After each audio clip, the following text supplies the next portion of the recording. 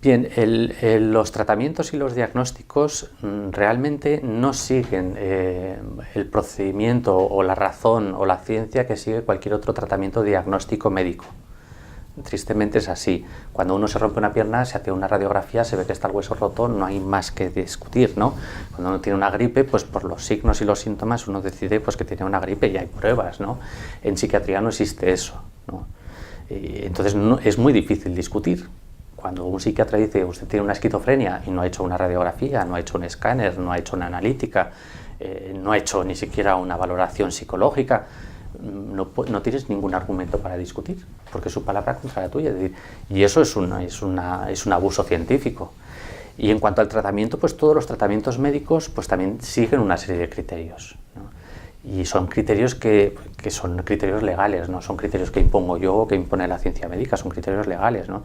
Entonces hay que cumplir la beneficencia, es decir, tiene que ser un tratamiento que beneficie al paciente y no lo perjudique, la no maledicencia, es decir, que no sea un tratamiento perjudicial, la eficacia, la eficiencia, la indicación, la justicia y por último el consentimiento informado. Entonces, normalmente en casi todas las patologías físicas o orgánicas nos encontramos con que sí que se suelen cumplir estos criterios, pero en psiquiatría no. En psiquiatría estamos viendo que muchos medicamentos que se están utilizando son más perjudiciales que beneficiosos, ¿no? Incluso pues, eso se puede ver, por ejemplo, que en la evolución de los pacientes empiezan con una depresión bastante leve y terminan con un trastorno bipolar. Y dice, bueno, ¿cómo es posible que una depresión se transforme en un trastorno bipolar? ¿Y cómo puede ser que esto ocurra cuando encima ha estado en tratamiento? Dice, pues se supone que el tratamiento, si no cura, por lo menos previene el deterioro. Y sin embargo, lo que estamos viendo habitualmente es que no solo no se previene el deterioro, sino que encima aparecen mutaciones, entre comillas, de patologías que no son comprensibles. Abuso de la doctrina de riesgo. ¿Qué significa esto? La doctrina del riesgo es que normalmente en los sistemas de corrupción hay varias teorías científicas que explican la corrupción. Una de las teorías es que yo puedo ser corrupto en tanto en cuanto haya muy poco riesgo de que me pillen.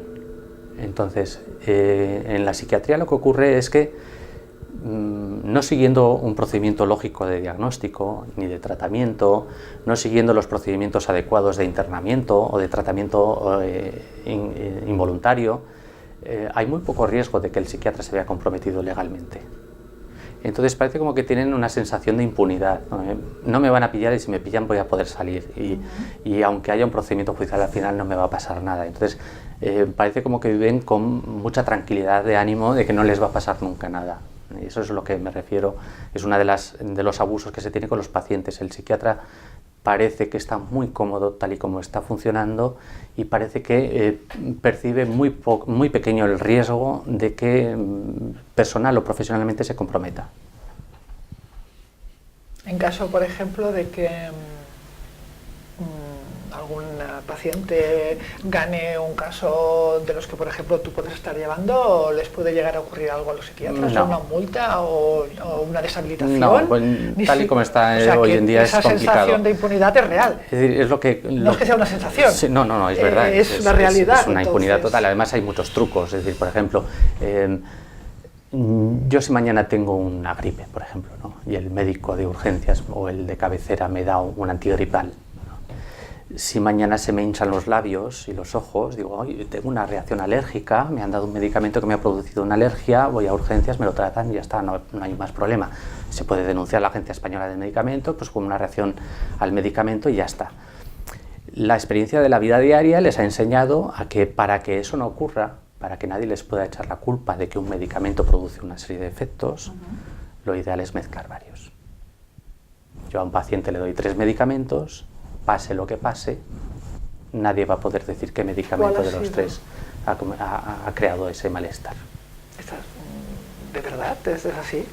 Bueno, parece que es así. Si no, no tendría sentido que se utilicen, por ejemplo, mezclados 2 neurolépticos. O usas uno o usas otro. ¿Por qué usas 2 al mismo tiempo? Antipsicóticos. Hay pacientes que toman 2 y 3 antipsicóticos distintos. Un neurolético es una sustancia que hace que el cerebro se enlentezca, que la dinámica cerebral vaya más despacio. Entonces el paciente piensa más despacio, reacciona más despacio, y eso lo que hace es que se tranquilicen, que no piensen demasiado, que no se agiten. ¿Y lo suelen dar de dos en dos? ¿Dos distintos? Bueno, no siempre, pero en muchas ocasiones lo que vemos es que se mezclan varios. ¿Y un antipsicótico? ¿Un antipsicótico? No, prácticamente es la misma historia. Se trata de quitar, son nombres, son etiquetas que se le ponen a los medicamentos, pero de alguna manera lo que van es a frenar los síntomas positivos de la psicosis. Las ideaciones, los miedos, la paranoia, etcétera, etcétera. Se dividen en distintas categorías, atípicos, típicos, de nueva generación. ¿Hay más categorías de medicamentos psiquiátricos aparte de estos dos que hemos comentado? Sí, están los antidepresivos. ¿Antidepresivos qué hacen? Lo contrario, ¿es como la píldora de la felicidad? ¿O? Sí, bueno, están todos basados en parte en hipótesis científicas sobre la transmisión de dopamina, de serotonina, de neurotransmisores. En parte son hallazgos casuales, ¿no? Por ejemplo, algunos antipsicóticos son derivados de unos antiparasitarios para cerdos, ¿no? Se vio que algunos antiparasitarios para cerdos atontaban al cerdo, y entonces digo, pues esto lo podemos utilizar con seres humanos que están muy agitados, les damos el antiparasitario y entonces se tranquilizan. Ese fue, por ejemplo, el primer hallazgo, el primer antipsicótico que se utilizó en seres humanos fue ese hallazgo de unos psiquiatras que tenían una granja de cerdos, ¿no? Así se descubrió ese medicamento. Una gran investigación tuvieron que llevar a cabo, por lo que veo. Bueno, acierto error, ¿no? Vamos a hablar un poquito de los problemas más frecuentes que estás detectando a nivel jurídico, ¿no? Tú tienes muchos clientes y nos puedes poner también bastantes ejemplos, aunque no nos digas el nombre de las personas, de cosas con las que se están encontrando, ¿no? Por ejemplo. Bueno, pues aparte de lo que ya hemos dicho, de los diagnósticos no consentidos, ¿no? Que es una parte muy triste para el paciente, es decir, yo voy al psiquiatra a contarle mi historia sobre mis problemas con mi mujer o con mi trabajo, y el psiquiatra me pone una etiqueta, ¿no? Eso es uno de los graves problemas, y pelear contra ello jurídicamente es bastante complejo. Hay que reclamar al psiquiatra, hay que luego reclamar a la Consejería de Sanidad de la comunidad autónoma correspondiente, y suele ser bastante complicado, ¿no? Eso es uno de los graves problemas. O sea, una vez tienes un diagnóstico ya es como que es muy difícil, te acompaña para siempre. Sí. Porque les debe de salir ahí en rojo cuando miran tu ficha los médicos en la pantalla, ¿no? Sí, bueno, aparte de que sale en rojo, dice, bueno, pues es un poco la pereza intelectual. Dice, pues si un compañero ha visto una esquizofrenia, pues por algo será. Y no se preocupan por valorar realmente. Una de las cosas más graves que estamos viendo es que en psiquiatría se producen muchos diagnósticos de arrastre. Hay un primer psiquiatra que hace un diagnóstico, y luego todos los demás psiquiatras que ven a ese paciente no lo cuestionan. Y cuando el paciente aparece en urgencias con lo que parece ser el efecto secundario de los medicamentos antipsicóticos que se le está dando, lo que hace el psiquiatra es ignorarlo todo y decir, no, bueno, este es un paciente esquizofrénico, no le vamos a dar más vueltas al asunto. Es algo que ya está claro. Y lo que sí que se ve muchas veces es que si algún médico, algún psiquiatra atendiese a esta persona adecuadamente con criterio médico y analizase realmente la situación, sería fácil que se diese cuenta de que el peor mal que está pasando el paciente es el efecto secundario del medicamento, no la patología. Sin embargo, se produce este fenómeno que llamamos del diagnóstico de arrastre una vez que un psiquiatra ha estigmatizado a un paciente con un diagnóstico, es muy difícil que otro psiquiatra le lleve la contraria. O sea que los efectos secundarios son interpretados como parte de la enfermedad que se ha diagnosticado inicialmente, digamos, en lugar de darse cuenta de que son efectos, ¿no? En primer lugar, lo que se hace es ignorarlos. Ignorarlos. El paciente lo dice, desde que tomo este medicamento me pasa esto. No, se ignora. Es más, lo que se suele hacer bastante, y es muy desagradable cuando eres un profesional sanitario, es que este tipo de cosas que dice el paciente al médico no se escribe en la historia médica. Y eso es una cosa ¿Por el hecho de tener fea. un diagnóstico mental, psiquiátrico? No, porque no se tienen en cuenta. Reconocer el efecto secundario de un medicamento sería comprometer un poco la historia clínica del paciente. Y a futuro sería peligroso. Y yo creo que por prudencia el médico evita inscribir aquellas cosas que profesionalmente le pueden comprometer. Y se ve mucho sobre todo en pacientes que tienen problemas mentales derivados del uso de drogas. Llegan a urgencias, han fumado marihuana, han tomado anfetaminas, han tomado cocaína y eso no se refleja en la hoja. Porque si se refleja en la hoja que este paciente ha llegado en urgencias después de haberse fumado unas hierbas, el tratamiento es evidente. Que descanse, esperar una semana y no hacemos más. Pero si eso lo disfrazamos de un trastorno psicótico, de una enfermedad mental, lo ingresamos, le ponemos un tratamiento y tenemos un paciente ya para años. Parece que haya un interés especial en hacer más pacientes psiquiátricos, o Bueno, sencillamente que es más cómodo. La medicina hoy en día, desgraciadamente, funciona así, funciona manteniendo una clientela. Luego, en muchas áreas de la medicina lo que se tiende es a cronificar las patologías porque es más rentable económicamente para el médico y para el sistema tener a un diabético crónico que a un diabético al que se le corrige sus hábitos alimentarios y se recupera más o menos bien, ¿no? Me refiero a la diabetes tipo 2, hay una diabetes que es más difícil de corregir, ¿no? Pero sí, a lo que se tiende últimamente, en las últimas décadas, es a cronificar patologías y no a buscar soluciones.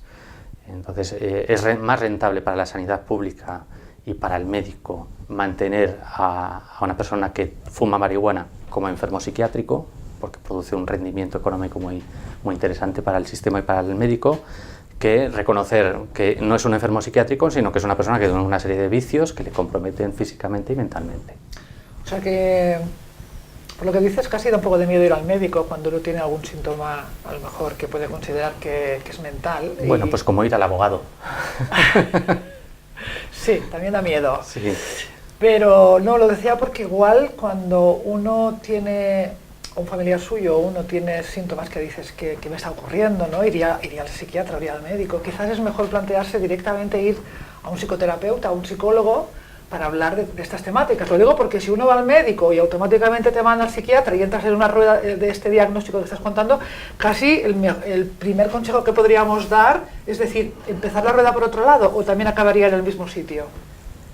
No sé si me explico. Sí, te he entendido. Digo, un poco para evitar entrar en esta rueda, porque cuando tienes el sello del diagnóstico, luego ya... ¿qué, Lo que pasa no? es que ahí se mezclan muchas cosas, se mezcla el ambiente familiar, la propia personalidad del interesado, sus propios convencimientos, lo que yo veo, el gran problema es que la persona que se encuentra en una situación de crisis emocional, Sí. o mental, si entra dentro de esta dinámica es porque realmente él personalmente carece de recursos.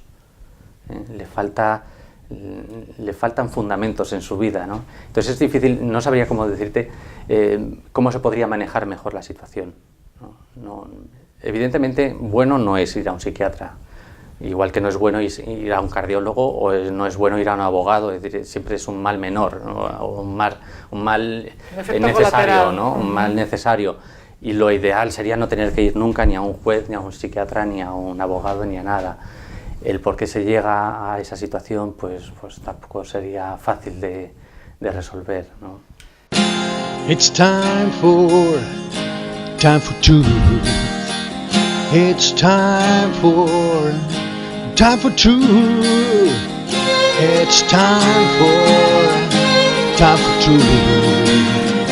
It's time for two.